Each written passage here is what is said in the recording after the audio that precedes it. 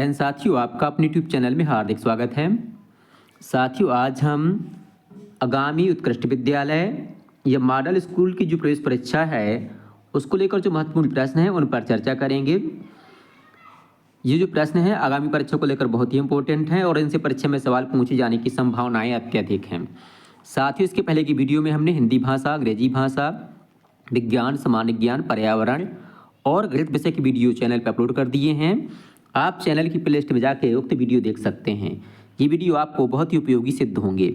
साथ ही इस भाग में हम फिर से गणित विषय के जो महत्वपूर्ण प्रश्न हैं उन पर चर्चा करेंगे। तो आइए साथियों देखते हैं गणित विषय के महत्वपूर्ण प्रश्न और उनके हल करने के आसान तरीके। साथियों, गणित विषय का पहला प्रश्न है, वह छोटी से छोटी संख्या ज्ञात कीजिए जिसका 192 में गुणा करने से वह पूर्ण वर्ग बन जाता है।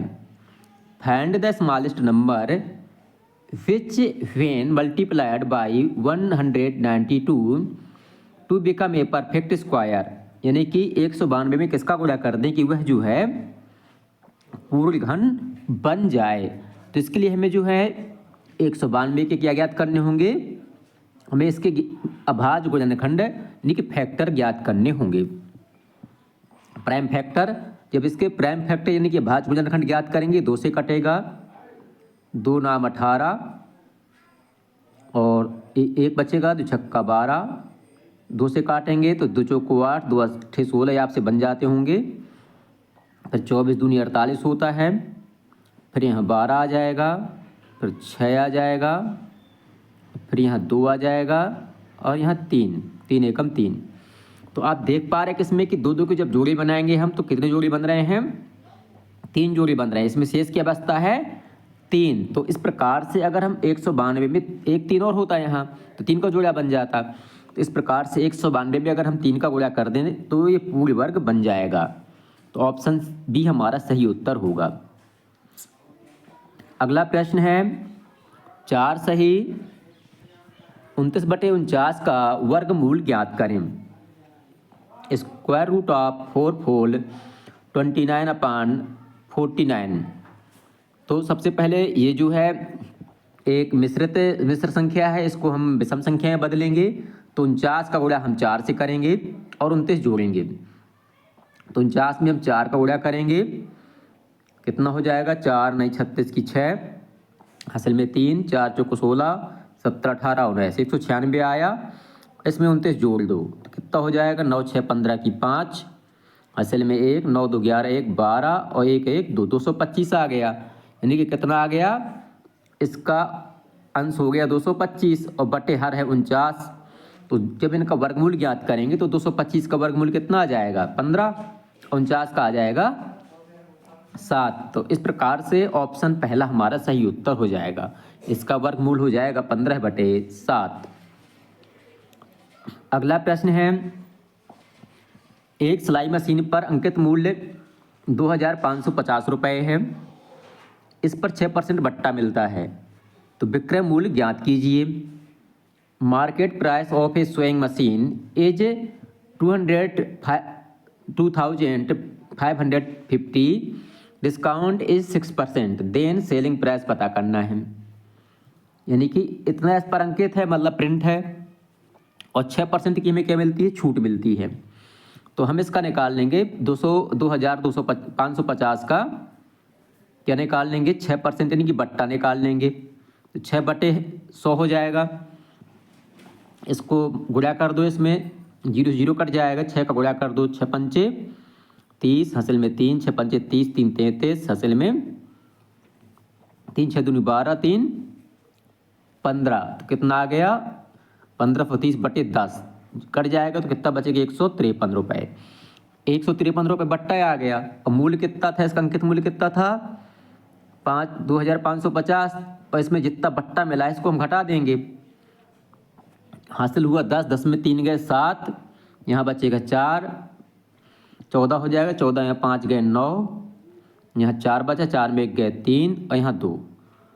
तो कितना आ गया, 2397। ये इसका सेलिंग प्राइस यानी कि विक्रय मूल्य हो जाएगा। तो ऑप्शन सी हमारा सही उत्तर होगा।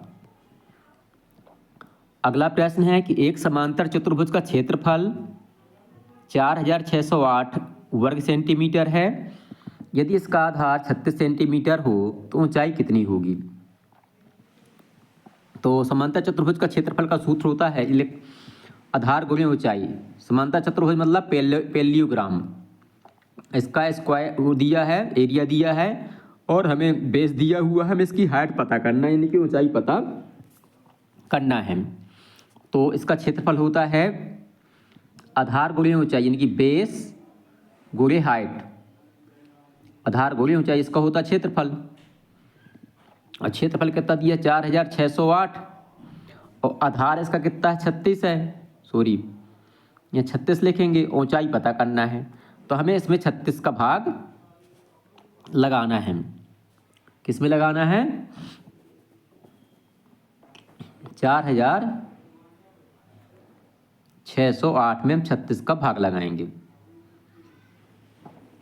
4 से काट दो, 4 नहीं 36, 4 एकम 4, 4 एकम 4 2 बचेगा, 4 दूनी 8 और 4 सत्ते 28। 9 का भाग लगा दो इसमें। अब इसमें 9 एकम 9 और हाँ चला 2 बचे, 9 दून 18, 19 20 21 22 4 बचा और 9 सॉरी 1 मिनट, 4608 है, इसमें हमें 36 का भाग लगाना है। ठीक है, अब चूंकि इसके लास्ट में 6 है और 36 मतलब है 36 4 से कट जाएगा और ये संख्या भी 4 से कट जाएगी। 4 से काट के देखते, 4 नहीं 36, 4 एकम 4 और 4 एकम 4 2 बचा, 4 पंचे 20, 4 दूना 8। ये यहाँ काटना गलत हो गया था हमारा। 9 से काट देते हैं। अब 9 एकम 9, 11 से काटेंगे 2 बचेगा, 25 हो जाएगा, 9 दून 18, 18 25 में 18 घटाए 7 बचे हैं, 72 हो जाएगा। तो 9 8 72, कितना आ गया 128। तो इसका सही उत्तर हो जाएगा ऑप्शन सी 128। अगला प्रश्न है एक व्यक्ति के वेतनमान में 10% वृद्धि होती है। यदि उसका नया वेतन 1,54,000 रुपये है तो उसका मूल वेतन कितना होगा। A man got a 10% increase his salary in his salary if his new salary 1,45,000 then the original salary कितनी है उसकी, ये हमें पता करना है। तो उसका जो नया वेतन है, मान लो उसका पुराना वेतन कितना है एक्स है, तो नया वेतन कितना है एक्स का एक्स धन एक्स का मतलब कितना एक्स का 110%। ठीक है, मूल वेतन का 110% मतलब 10% उसका बढ़ गया। तो नया वेतन उसका कितना है 1,54,000 रुपये है और एक्स गुणे 110 बटे 100। 110 क्यों किया हमने, क्योंकि मूल वेतन 100 तो है ही हो, ये मान लो कह देते हैं मूल वेतन धन मूल वेतन का 10%, तो सीधे हमने लिख दिया 110%। ये हो जाएगा 1,54,000 बटे 110 नीचे आ जाएगा और गुणे हो जाएगा 100। ठीक है, अब इसको 0 से 0 कैंसिल कर दिया। अब 11 से काट दो इसको, 11 एकम 11, 4 बचेगा, 11 चौक 44, 2 0 आ जाएंगे और 10 का गुणा हो जाएगा। कितना आ गया, मतलब इसका गुणा कर दिया तो 1,40,000 इसका सही उत्तर हो जाएगा। ठीक है, 1,40,000 का 10% कितना हो जाएगा 14,000। 14,000 इसमें जोड़ेंगे तो 1,54,000 हो जाएगा। तो ऑप्शन ए हमारा सही उत्तर होगा। अगला प्रश्न है 15 वर्ष बाद रवि की आयु उसकी वर्तमान आयु से 4 गुनी हो जाएगी। रवि की वर्तमान आयु क्या है 15 years from now Ravi's age will be 4 times his present age. Then Ravi present age कितनी है। मान लिया कि रवि की प्रेजेंट एज एक्स है। ठीक है, 15 वर्ष बाद कितनी हो जाएगी वर्तमान आयु की 4 गुनी, और तो वर्तमान आयु कितनी है एक्स है। ठीक है, तो वर्तमान आयु के 4 गुना कर दिया हमने 15 वर्ष बाद। भाई वर्तमान आयु एक्स है, 15 वर्ष बाद कितनी हो जाएगी एक्स धन 15 हो जाएगी। अब आगे कह रहा है कि जो वर्तमान आयु है उसका 4 गुना हो जाएगी कौन, ये एक्स धन 15। ठीक है, तो अब 4x, ये एक्स इस साइड है तो इसको इस साइड लाएंगे तो 4x में x घटाया 3x बचेगा, 15 आ गया, x बराबर आ गया 15/3, यानी कि कितना आ गया, इसका सही उत्तर हो गया 85, मतलब 3×5=15 यानी कि 5 वर्ष इसका सही उत्तर हो जाएगा, ऑप्शन पहला सही उत्तर होगा। अगला प्रश्न है पाइथागोरस त्रिक कौन सा इनमें से नहीं है, which of the following not Pythagoras trick. तो पाइथागोरस ट्रिक आपने कक्षा 8 में पढ़ी होगी। इसमें जो है दो संख्याओं का वर्ग तीसरे के उसके बराबर होता है।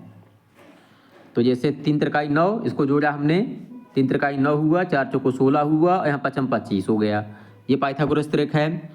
इसी प्रकार से 6 6 36 की 6, 8 कोटि 64, जोड़ा कितना आया 100 आ गया, 100 10 का वर्ग होता है। इसी प्रकार से 8 का वर्ग हुआ 64, 15 का वर्ग हुआ 225, जोड़ेंगे तो 17 के वर्ग के बराबर आ जाएगा। परंतु जो 4 5 6 लिखा हुआ है, 4 चौको 16, 5 25 और 16 25 कितना होता है 41, ये 6 के वर्ग के बराबर नहीं है। तो ऑप्शन बी हमारा सही उत्तर होगा, 4 5 6 जो है पाइथागोरस त्रिक नहीं है। साथियों अगला प्रश्न है, इसमें हमें इन संख्याओं का गुणा पता करना है, यानी कि प्रोडक्ट पता करना है। इसके लिए हम करते क्या है कि सीधी सीधे इसको कैंसिल कर देते हैं, 3 से हमने काट दिया, 3 एकम 3, 3 त्रिकाई 9, 2 एकम 2, 2 पंचे 10, 3/5 आ गया, कितना आ गया 3/5।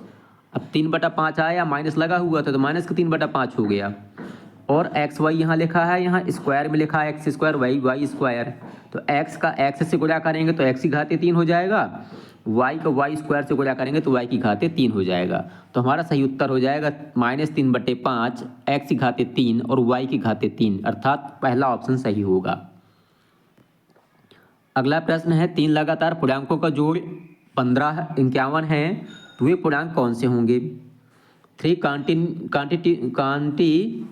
कॉन्सिक्यूटिव इंटीजर्स 8 अप टू 51, मतलब 3 जो इंटीजर से क्रम से उनका जोड़ 51 है, तो उनका वो संख्या कौन सी होंगी। सीधे से अगर इनको आप जोड़ के भी देखेंगे तो भी आपको उत्तर मिल जाएगा तीनों को, नहीं इसका दूसरा तरीका भी है। जैसे 17 3 51, इनको जोड़ोगे 16 17 18, हमें अगर क्रम से 3 संख्याओं को जोड़ पता करना होता है, जैसे क्रम से लिखिए 16 17 18, तो 17 का गुणा कर दो 3 में, 17 3 51, इनका जोड़ 51 हो गया, 17 18 19, तो 18 3 54 इनका जोड़ हो गया। या क्रम से है नहीं, 15 16 19 लिखा है, ये 16 16 16, तो ये तो दोनों होंगे ही नहीं, तो ऑप्शन पहला सही उत्तर होगा।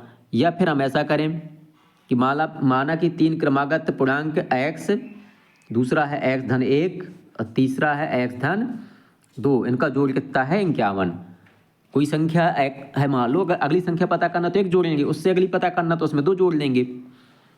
तो x x x कितने x हो गए 3x हो गए, और 1 2 कितने हो गए 3 बराबर 51, तो 3x बराबर हो जाएगा 51 में 3 घटाया कितना आ जाएगा 48, तो 3x बराबर 48, x बराबर हो जाएगा 16, तो x का मान 16 आ गया, अगली संख्या 17 हो जाएगी फिर 18 हो जाएगी, तो ऑप्शन पहला सही उत्तर होगा। अगला प्रश्न है, किसी चतुर्भुज के कोणों का अनुपात 1:2:4 है, 3:4 है, उन कोणों की माप क्या होगी। If the angle of a quadrilateral are the ratio 1:2:3:4, then the measurement of that angles. तो मान लेते हैं कि कोई चतुर्भुज है, क्वाड्रिलेटरल्स है, उसका पहला कोण x है, दूसरा 2x है, तीसरा 3x है और चौथा 4x है।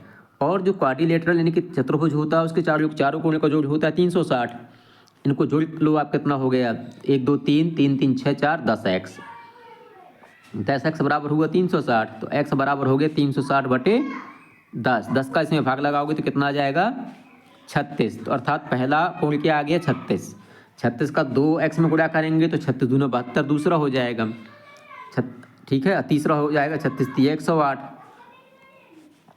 तो इस प्रकार से ऑप्शन दूसरा हमारा सही उत्तर होगा। तो साथ ही इस प्रकार से गणित विषय के प्रश्न पूरे होते हैं। क्योंकि वीडियो अधिक लंबा हो रहा था तो जो शेष प्रश्न हैं हम अगले वीडियो में देखेंगे। आपको वीडियो पसंद आए तो वीडियो को लाइक करें, अपने साथियों के साथ शेयर करें और हमारे चैनल को सब्सक्राइब करना बिल्कुल भी ना भूलें, ताकि आगे आने वाला अपडेट आपको समय से मिल सके और आपकी तैयारी बहुत अच्छे से हो सके और आपका चयन इस परीक्षा में हो सके। बहुत बहुत धन्यवाद।